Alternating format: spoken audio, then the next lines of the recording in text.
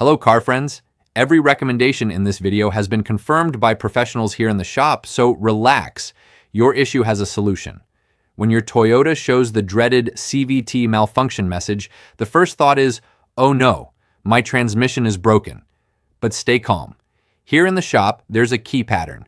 Often, it's not that the transmission is actually broken, but that the system detected something that needs attention before it becomes a serious problem.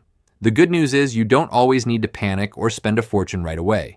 One of the most mentioned causes by the mechanics here is the transmission fluid. CVTs are very sensitive and require the correct type of fluid in good condition. When the fluid degrades or the level drops, the transmission can start to slip or behave strangely, triggering the malfunction message. Many confirm that changing the CVT fluid with the one recommended by Toyota solved the issue and restored smooth operation.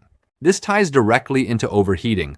Dirty or low fluid doesn't cool properly, and extra heat can affect internal components like the belt and pulleys. That's why, even after changing the fluid, some recommend not pushing the transmission hard, avoiding heavy traffic or towing until everything stabilizes.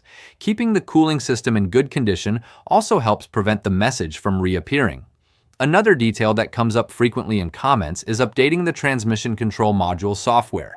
In certain models, Toyota found that the programming could cause premature alerts or uneven wear, and updating the software made the transmission operate smoothly again without error messages. So sometimes it's not a broken part, it's just that the system needs to catch up. In more serious cases, the message indicates real internal issues, such as worn solenoids or hydraulic problems in the CVT.